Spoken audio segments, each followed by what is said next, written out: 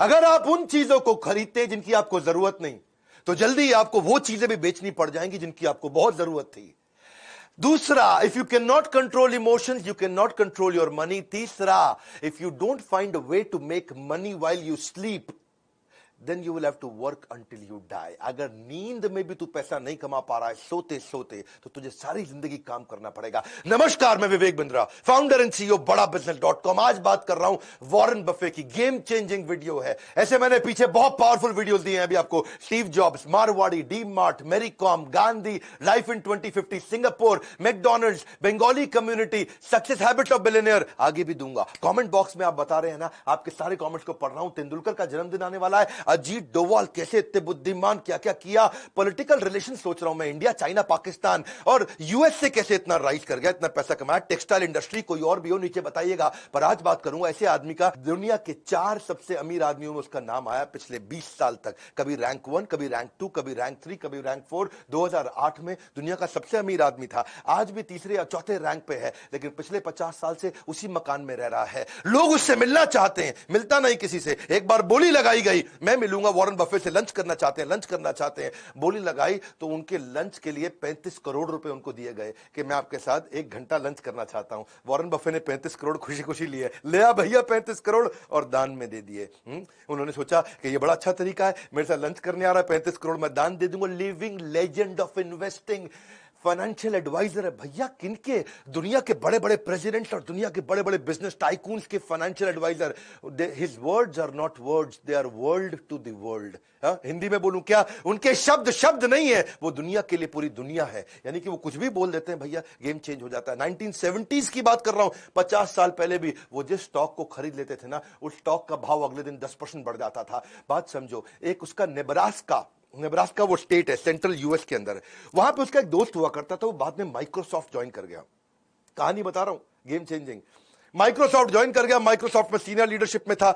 Nebraska के उस दोस्त ने एक बारी उससे पूछा, भैया वॉरेन बफे एक बात बता, तू माइक्रोसॉफ्ट में इन्वेस्ट नहीं करता, उसका स्टॉक नहीं खरीदता, तुझे क्या लगता है माइक्रोसॉफ्ट में कोई कमी रह गई है जो तू उसका स्टॉक नहीं खरीद रहा? उसने ईमेल लिखा वॉरेन बफे को। वो जिंदगी का पहला ईमेल, वॉरेन बफे ने उसको रिप्लाई किया। नेब्रास्का का उसका दोस्त था, तो उसने रिप्लाई करते वक्त बताया, मैं माइक्रोसॉफ्ट इसलिए नहीं लेता, बहुत सारे कारण लिख दिए। और साथ में उसने उसको नेब्रास्का की फुटबॉल टीम जो बड़ी बेकार थी उसके साथ भी कंपेयर कर दिया।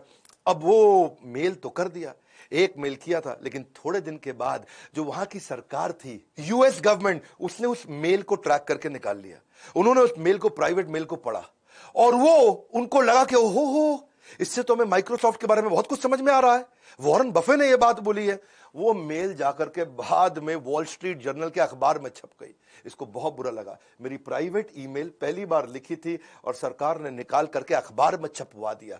वो दिन आखिरी दिन था उसका, उसके बाद उसने कभी किसी को मेल नहीं लिखा। उसको इस बात का दुख नहीं था कि मैंने माइक्रोसॉफ्ट की निंदा करी, उसको इस बात का दुख था कि मैं नेब्रास्का नाम के स्टेट में रहता हूं, और उसमें छोटा शहर है ओमाहा, लेकिन मैंने जो है नेब्रास्का की फुटबॉल टीम की बेइज्जती करी है, ऐसा ना हो जाए मुझे यहां से घर छोड़ना पड़ जाए।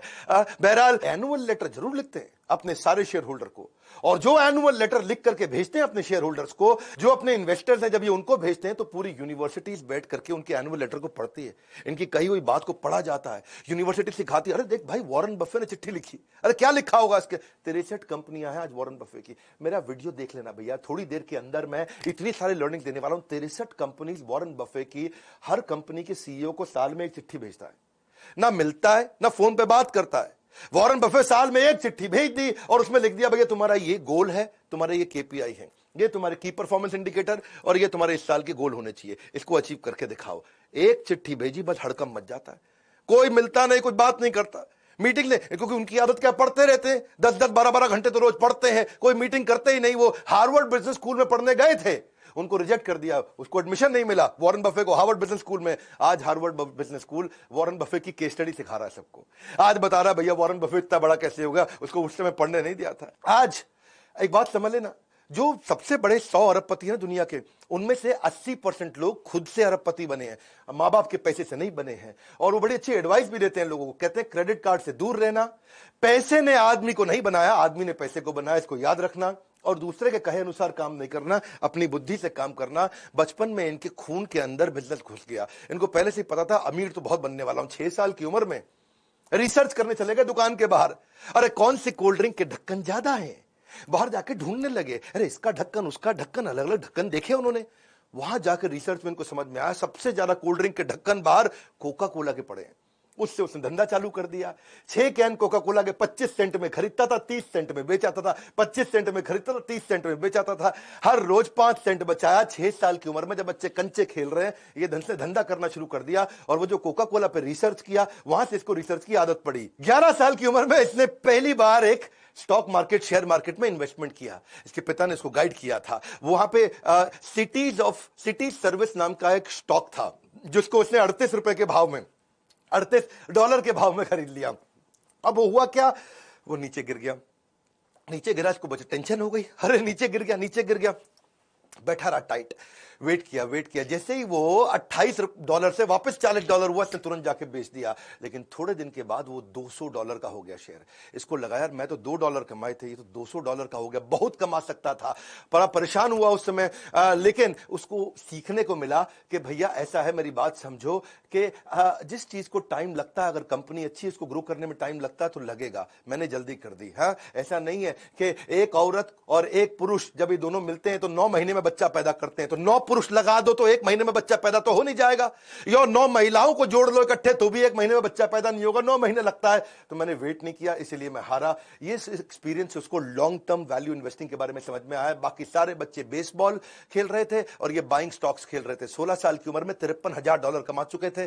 कभी कलेक्टर स्टैंप बेचते थे, कभी गाड़ी साफ करते थे, कभी पुरानी गोल्फ की बॉल लेके उसको रिफर्बिश करते थे, कभी जाकर के वॉशिंगटन पोस्ट जो उनका सबसे फेमस अखबार था वहां का उसको बेचते थे। $175 कमाया करते थे रेगुलरली। अपने उस समय के टीचर से ज्यादा कमाते थे। 17 साल की उम्र में पिता ने वॉटन भेज दिया, जा भैया वॉटन में पढ़ के, सबसे बढ़िया बिजनेस कॉलेज। वॉटन गए, थोड़े दिन एडमिशन लिया, पढ़ना शुरू किए। टीचर वहां पढ़ा रहे, छोड़ के आ गए। माँ बाप को बोले अरे इस टीचर से ज्यादा तो मैं जानता हूं। पढ़ने में बहुत तेज थे ना ये, जो टीचर सिखाता था उसे 4 कदम आगे रहते थे। जितना टीचर कमाता था उससे ज्यादा पहले ही कमा लेते थे। 17 साल की उम्र में इसने क्या किया, एक दिन बाल कटाने गया नाई की दुकान पे। भैया बोला बढ़िया बढ़िया बाल काट दो, लेकिन नाई बोला यार मैं वेट कर भैया, अभी 3 आदमी बैठे हैं। इसको समझ में आया लोगों को वेट करना पड़ता है।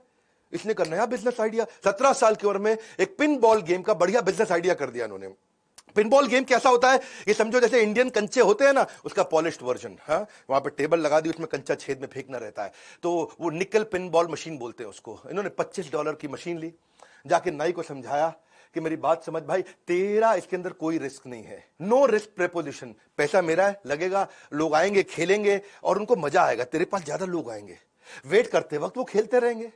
अच्छा, लोगों को अच्छा लगने लगा। हाँ, उसमें क्या सिस्टम था कि भाई 5 सेंट डालो और 20 बॉल मिलेंगी, आराम से खेलते रहो। नाई भी फ्री हो गया, बोला नहीं नहीं अभी तो किसी और के बाल काट ले, अभी तो मेरे कंचे चल रहे हैं भैया। वॉरेन बफे ने कहा कि नाई तेरे को पैसे नहीं लगाने। उससे क्या हुआ, जितने लोग थे उसी के यहाँ करके बाल कटाने आते थे। भैया इसी के बाल कटा लो, है क्योंकि यहाँ तो गेम खेलने को मिल जाएगा, वेटिंग नहीं करना पड़ता, बाकी जगह वेट करना पड़ता था। नाई को मजा आने लगा। धीरे धीरे इसने वॉशिंगटन डीसी में सारे के सारे सैलून के अंदर अपनी वो गेम इंस्टॉल करनी शुरू कर दी। $25 से बिजनेस चालू किया, रोज पैसा कमाया और आने वाले समय में 1 साल के अंदर $1,000 में बिजनेस को बेच दिया। $25 से $1,000। उसके बाद इसको एक दादाजी की कहानी सुनाता हूं। इसके दादाजी ने भी इसको एक बार एक काम पे लगाया था कि आज अपने दोस्त को लेकर के सामान उठाने का, राशन की दुकान थी दादाजी की, इधर से उठा उधर रख, उधर से उठा इधर रख, तेरे को पैसे दे दूंगा। इसने कहा ठीक है दादाजी। हाँ, काम मिल गया। एक और काम में तेज था, बहुत मेहनत करके उठाया, हाथ सूज गए, थक गए, हाथ जम गए, बुरा हाल हो गया। इतना उठाया, इतना रखा, दादा ने 90 सेंट दे दिए, आधे आधे बांट लो। बोला $1 नहीं मिला, 90 सेंट। बहुत गुस्सा आया। इसने सोचा यार दादा बहुत तेज निकला, सही खेल गया यार, है पहले कोई कॉन्ट्रैक्ट नहीं बनाया और बाद में 90 सेंट दे दिया, ये कोई पैसा होता है।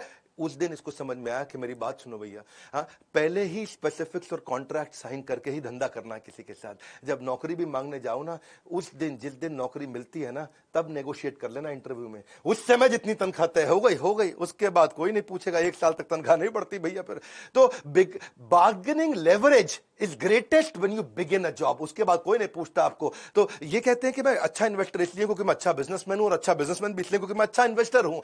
रिस्क कहते हैं कि खत्म हो जाता है जब तुमको समझ में आ जाता है तुम कर क्या रहे हो। पहले समझ तो लो तुम कर क्या रहे हो। शेयर मार्केट में रिस्क तो उसको होता है जिसको पता ही नहीं वो पैसा कहां लगा रहा है। ये जीनियस नहीं है, केवल इतने जीनियस नहीं, जीनियस तो है ही, जनरस भी बहुत है। जनरस इतने हैं, कहते हैं कि भाई मेरी कमाई का 1% से ज्यादा मैं अपने ऊपर खर्च करूंगा, ऐसा कुछ होने ही वाला नहीं। मैंने खाना वही $3 का ब्रेकफास्ट है जी, लेकिन वो 99% दूसरों को दे दिया, उनकी जिंदगी बदल जाएगी।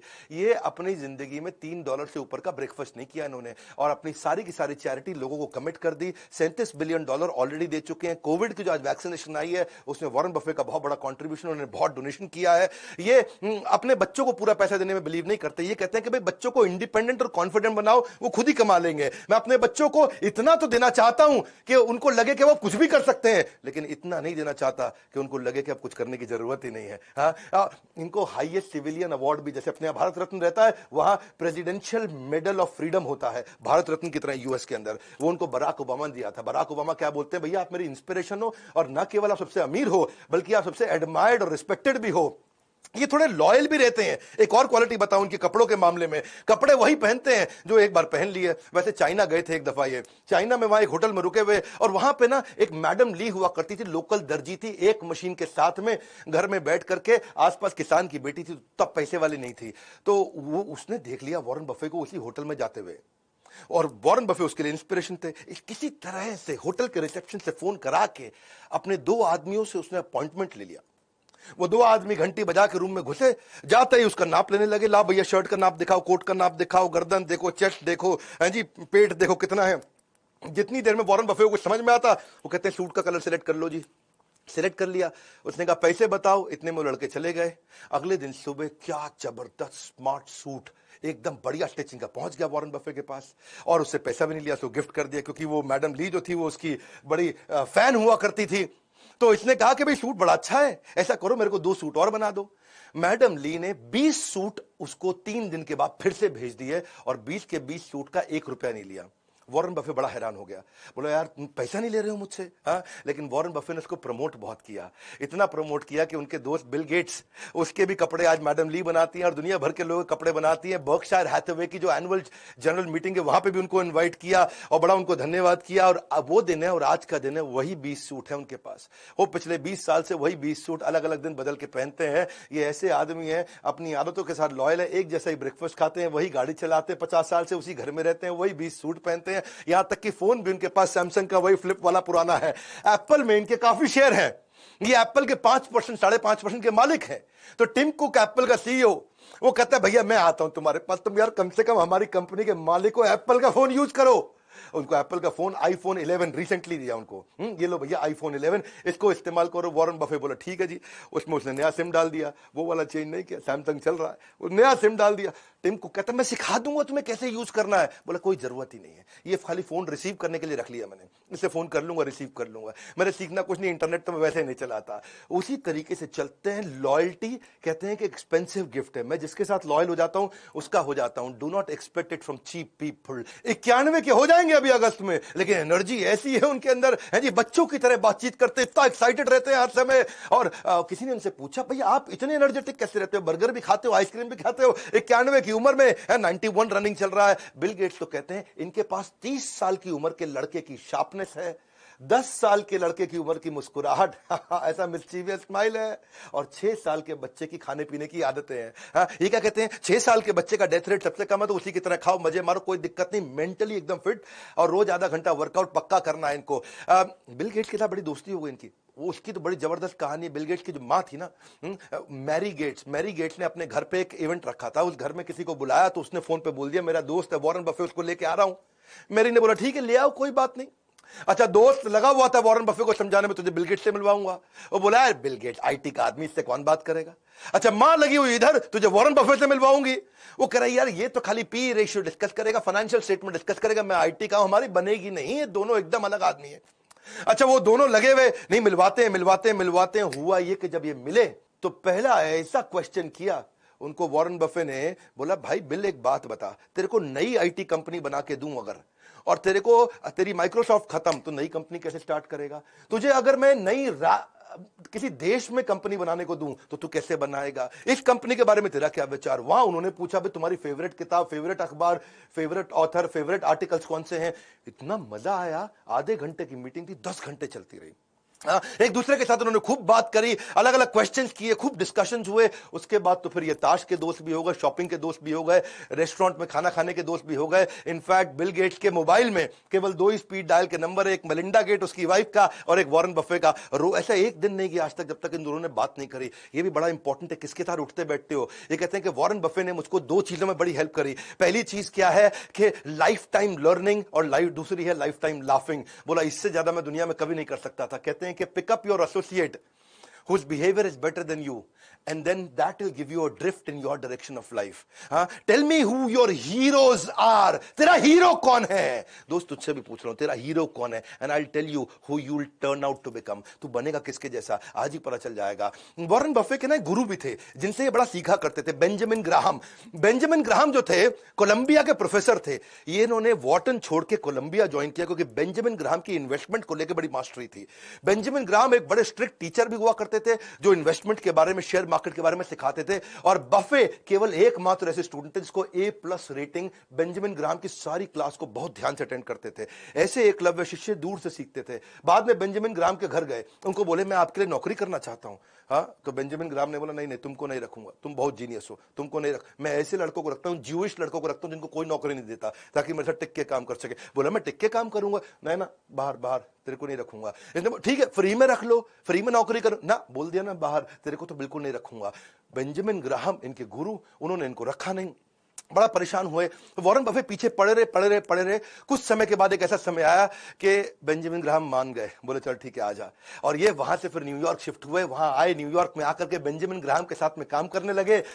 सारे स्टैंडर्ड एंड पुअर्स की रिपोर्ट पढ़ना, S&P की रिपोर्ट पढ़ना, इन्वेस्टमेंट अपॉर्चुनिटी ढूंढना, P&L को समझना, कैश फ्लो स्टेटमेंट को समझना। जब जिस समय यंग लड़के प्ले बॉय मैगजीन है जी, जहां पे आप देखते हैं कई देवियों के चित्र होते हैं अलग अलग प्रकार के, जिसमें वो कम कपड़े पहन के रखती है, उनके चित्र देखते थे। ये उस समय बैलेंस शीट देखा करते थे। ऐसे भयंकर फोकस्ड आदमी थे। बेंजामिन ग्राहम और वॉरेन बफे की जोड़ी ने कमाल कर दिया। वॉरेन बफे खूब सीख रहे थे, लेकिन फिर एक ऐसा समय आया कि वॉरेन बफे और बेंजामिन ग्राहम की थ्योरीज में फर्क आ गया। बड़ा फर्क था। बेंजामिन ग्राहम क्या कहते हैं कि भाई ये खाली बैलेंस शीट और इनकम स्टेटमेंट देखो, कंपनी का कैश फ्लो स्टेटमेंट देखो, बहुत है, इससे समझ में आ जाए कंपनी चल रही है कि नहीं चल रही, चलेगी कि नहीं चलेगी। ये बोले नहीं नहीं, वो क्वांटिटेटिव है, वो नंबर है, मेरे को मैन पावर भी देखनी है, मुझे लीडरशिप भी देखनी है। वॉरेन बफे मानते थे केवल हमारे को परफॉर्मिंग बिजनेस नहीं देखना है, हमें क्वालिटी बिजनेस देखना है जो आगे तक चलेगा। आज चल रहा है मतलब ये नहीं कि आगे चलेगा। बात समझना, शेयर मार्केट के पावरफुल प्रिंसिपल देने वाला भाई वॉरेन बफे का वीडियो है। मेरे वीडियो बाकियों की तरह तो होते नहीं, गेम चेंजिंग है, क्योंकि यहां बेंजामिन ग्राहम बोलते थे क्वांटिटेटिव मेथड और नंबर चेक कर लो, quantity number, quantitative method number, number समझ लो, समझ आ जाए कंपनी चलेगी। ये बोले ना ना ना, क्वांटिटेटिव के साथ क्वालिटेटिव अप्रोच। उनकी मैन पावर कैसी है, धंधा कैसा है, कंपटीशन कैसा है, लोकेशन कैसी है, कंपनी में जाओ, लीडरशिप से मिलके आओ, बिजनेस मॉडल देखो, इकोनॉमिक मोट देखो, कॉम्पिटिटिव एडवांटेज देखो। मोटा मोटा बफे कहते थे भाई कंपनी चलती कैसी है, अंदर घुसो, उसकी लीडरशिप देखो, ईमानदार है कि नहीं। ये कहते थे नहीं नहीं भैया खाली नंबर देखना है। यहां पे इनके झगड़े बढ़ने लगे। और बात वो सही है कि वॉरेन बफे आगे चल के बहुत सफल हुए। जब इनकी बनी नहीं अपने गुरु से तो छोड़ करके ओमाहा वापस आ गए। ओमाहा में आके इन्होंने मकान लिया, फिर वही आज 50 साल पुराना मकान, आज तक वहीं रहते हैं। और यही इन्वेस्टमेंट के इनके सीक्रेट है। सीखना चाहते हो अगला वीडियो में बताऊं, अभी बताऊं, अभी बता दूं तो इनके इन्वेस्टमेंट सीक्रेट पकड़ो फटाफट। इनकी वैल्यू इन्वेस्टिंग फिलॉसफीज क्या है। इनका कहना है कि फेयर कंपनी को बढ़िया सस्ते प्राइस पे लेने से अच्छा है कि किसी बढ़िया कंपनी को फेयर प्राइस पे लो। इनका मानना है भाई कंपनी में दम होना चाहिए ताकि उसके साथ चिपके रह सको, लंबा चलनी चाहिए कंपनी। तो उसकी रिसर्च करना सीख गए, उस पर इन्होंने काम किया। उसके फाइनेंशियल स्टेटमेंट तो पढ़ो, लेकिन उनकी कॉन्फ्रेंस कॉल्स को भी जाकर के सुनो, उनकी मैनेजमेंट को देखो, और फिर बाद में प्राइस आएगा। इनका कहना क्या है कि पहले ये देखो कि लॉन्ग टर्म इकोनॉमिक मोट है कि नहीं है, लॉन्ग टर्म इकोनॉमिक कैरेक्टरिस्टिक्स कैसी है इसकी। इकोनॉमिक मोट का मतलब जानते हो ना, एक वीडियो में बताया मैंने, क्विकली समझाता हूं। जैसे पुराने समय में राजा महाराजाओं के महल होते थे, उस महल के आसपास बड़ी खाई खोद देते थे ताकि कोई दूसरा आदमी आए और अटैक करने लगे तो खाई में गिर जाए। ऐसे ही बड़ी बड़ी कंपनीज कुछ ना कुछ ऐसी चीज अपने पास एडवांटेज, कॉम्पिटिटिव एडवांटेज रखती हैं कि दूसरा कॉपी करने लगे तो खाई में गिर जाए, तो कोई दूसरी कंपनी मेरे को कॉपी ना कर पाए। तो ये कंपनी में ढूंढते थे कि ऐसी कोई चीज हो जो लंबे समय तक केवल इसके पास रहने वाली हो, तो उसमें इन्वेस्ट कर देंगे तो लंबे समय तक चलेंगे। तो ये, और बाद में जाके प्राइस देखते थे, कहते प्राइस पहले नहीं देखूंगा, पहले देखो कंपनी में दम है, फिर प्राइस कोशिश करेंगे कि सस्ते से सस्ता मिल जाए। कंपनी की परफॉर्मेंस को चेक करने के लिए उसका रिटर्न ऑन इक्विटी पिछले 5-10 साल का जाके देखेंगे, हिस्टोरिकल परफॉर्मेंस देखेंगे कि भाई कंसिस्टेंटली कॉम्पिटिटर के मुकाबले ये कैसा परफॉर्म कर रही है। बहुत ज्यादा महंगी कंपनी खरीदने में बिलीव नहीं करते रहे, लेकिन एक्सीलेंट कंपनी, वो उनका पहला रूल था। कंपनी जो फंडामेंटली चीपर हो अपनी वर्थ से। और उसके बाद क्या है, ये कहते हैं कि भाई गैम्बलिंग तुम करनी नहीं है, क्योंकि गैम्बलिंग से लॉस होएगा ही होएगा। इन्फॉर्म्ड रहो अपने डिसीजन में, सीखो, अपना होमवर्क करके चलो। कंपनी पे कर्जा तो नहीं है कहीं, कर्जे को जरूर चेक करते हैं, हाँ, क्योंकि ये कहते हैं कि अगर कोई आदमी बुद्धिमान ना, स्मार्ट है, तो बिना कर्जा लिए भी बिजनेस कर जाएगा। ये प्रिंसिपल मैंने भी बड़ा बिजनेस में सीखा। आज तक हमने 1 रुपए का कर्जा नहीं लिया, और हमारी ऑर्गेनाइजेशन की वैल्यूएशन और रेवेन्यूज कंटिन्यूसली ग्रो किए, क्योंकि फंडामेंटल्स बहुत मजबूत रखे हमने बड़ा बिजनेस के अंदर। इसीलिए आज हमारे आईबीसी भी बहुत ग्रो कर रहे हैं, और यही मैं सारे अपने ट्रेनिंग प्रोग्राम्स में भी सिखाता हूं, हमारे एवरीथिंग अबाउट एंटरप्रेन्योरशिप। इसकी बात बाद में करेंगे। ये कंपनी के प्रॉफिट मार्जिन को देखते हैं। 2 बातें हैं, एक, अच्छा प्रॉफिट मार्जिन है, इसका मतलब कंपनी बढ़िया है। लेकिन दूसरा, अगर प्रॉफिट मार्जिन हर साल बढ़ रहा है, इसका मतलब कंपनी के ऑपरेशंस और खर्चों पे बड़ा कंट्रोल भी रखा हुआ है। ये कहते हैं कि लॉन्ग टर्म अपॉर्चुनिटी वाली ऐसी कंपनी ले लो जिसके साथ टिके रहो, 20% कम से कम ग्रोथ देनी चाहिए स्टेबल तरीके से। फाइनेंशियल स्टेटमेंट उसकी देखो, एनालाइज करो, उसके सारे के सारे करंट और पास्ट परफॉर्मेंस को पहले पूरा झांक लो। If you don't feel comfortable in making the rough estimate के कितना कमा के देगी, तो उसको खरीदना भी मत। इनकी आदत भी ऐसी है कि डीप डाइव करेंगे उसकी वैल्यूएशन में। तभी तो रोज 10 से 12 घंटे पढ़ते हैं, 500-500 पेज रोज पढ़ते हैं। वॉरेन बफे, तो मैंने सक्सेस हैबिट्स ऑफ बिलियनियर की वीडियो में बताया था, वॉरेन बफे से ज्यादा लर्निंग किसी ने नहीं किया। पूरी दुनिया इनको अपना गुरु मानती है इस मामले में कि ये सीख सीख के आगे बढ़े, क्योंकि और कोई तरीका नहीं था। ये कहते हैं कि अगर बिजनेस अच्छा रहेगा ना, तो स्टॉक अपने आप चलेगा, उसका प्राइस अपने आप बढ़ता चला जाएगा। ऐसे खरीदो स्टॉक को जैसे अपना मकान खरीद रहे हो, जैसे किसी के साथ शादी करने वाले हो। जब आप शादी कर लेते हो तो रोज रोज शादी तोड़ते नहीं, रोज रोज नहीं तोड़ते। तो ऐसे ही कहते हैं कि रोज रोज स्टॉक नहीं बदलना चाहिए, इनको प्रेम है इस काम से। और ये स्टीव जॉब्स की तरह ये भी ये बोलते हैं, success comes to those who love doing what they are doing. और ये एक बात और है कि कहते हैं कि बार बार स्टॉक अगर बेचोगे ना, जल्दी जल्दी खरीदोगे बेचोगे, तो उसके ऊपर टैक्स भी आपको देना पड़ जाएगा, उसकी ट्रेडिंग कमीशन भी देनी पड़ेंगी, तो उस पर भी पैसा बचाना चाहिए। और अगर आप किसी स्टॉक को खरीदने में 10 साल के लिए, कितने साल के लिए, 10 साल के लिए अगर आप कॉन्फिडेंट नहीं हो, तो स्टॉक को खरीदने की जरूरत नहीं है। 10 मिनट भी ऐसे स्टॉक को रखना मत। Calling someone who does this trading every day, जो रोज रोज करता हो और कहता हो कि हाँ जी मैं तो ट्रेडर हूं, बढ़िया इन्वेस्टर हूं, तो कहता है ऐसे ही है जैसे हर बार नई लड़की के साथ रात को सोएगा और अपने आप को कहता है कि मैं बड़ा रोमांटिक हूं। ये तो रोमांटिक नहीं है, तो सेक्स एडिक्ट है। हाँ, ऐसे ही जो रोज रोज शेयर मार्केट में खरीदता बेचता है, हाँ, वो क्या है, वो इन्वेस्टर नहीं है, वो एक नॉर्मल रूटीन ट्रेडर है। Never invest in a business that you can not understand. एक बार समझ लो बिजनेस को, इसके कई प्रिंसिपल्स हैं, वो आपको भी सीखने चाहिए। हाँ, तभी आप एक बढ़िया पावरफुल इन्वेस्टर बन सकते हो। ये सीखना जरूरी है। हाँ, investment in a number of mediocre business नहीं चाहिए है, क्योंकि वो फिर आपकी क्वालिटी इन्वेस्टमेंट्स की को डाइल्यूट कर देगा, क्योंकि पैसा तो आपके पास लिमिटेड है। ये कहते हैं मैं हजारों कंपनीज को पहले एनालाइज कर लेता हूं और उसके बाद फिर जाकर के बढ़िया से चूज करके इन्वेस्ट करता हूं। क्यों? इनका रूल क्या है? Rule number 1, never lose money, और rule number 2, never forget the rule number 1। ये बड़ी इंपॉर्टेंट चीजें हैं। हाँ, ये इनकी खास बात क्या है, आप समझ लीजिए कि 500 पेज पढ़ने का जो इनका सिस्टम है रोज का, the more you learn more you earn, ये प्रिंसिपल है। Best investment that you can make is investment on your own self, ये वॉरेन बफे का कोट है। हमने भी इसीलिए एक नया कॉम्बो तैयार किया आपके लिए। अगर आपने वीडियो पूरा देखा है तो मतलब आपका इन्वेस्टमेंट में, ग्रोथ में, पैसा कमाने में, पैसिव इनकम में इंटरेस्ट है। तो हमने कुछ नए कोर्सेज जो लॉन्च किए थे, उसका इंट्रोडक्शन जल्दी दे देता हूं आपको।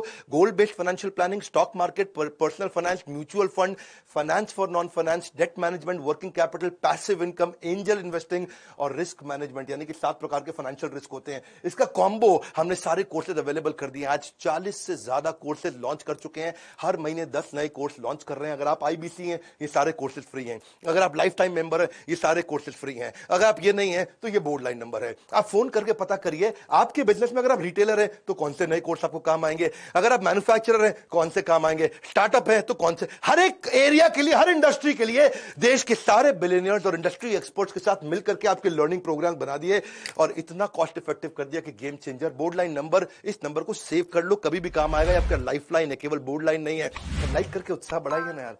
फ्री में इतने पावरफुल वीडियोस देते हैं, एक के बाद एक देते जा रहे हैं, मेरा समय जाता है इसके अंदर। फ्री में कंटेंट दे रहा हूं कंटिन्यूअसली। कमेंट बॉक्स में बताइए अगला वीडियो कौन सा देखेंगे। इस वीडियो को शेयर करिए, लर्निंग इंस्पायरिंग है बहुत। हाँ, if he can do you can too. अगर ये कर सकते तो आप क्यों नहीं कर सकते। वीडियो को शेयर करने के लिए, हमारे चैनल पे हर बार वापस आने के लिए, वर्ल्ड का नंबर 1 एंटरप्रेन्योरियल यूट्यूब चैनल बनाने के लिए, पता है ना, कोई नहीं है टक्कर में, पड़े हो किस चक्कर में। विनम्रता के साथ आप सबका हाथ जोड़ के, मुस्कुराहट से बहुत बहुत धन्यवाद।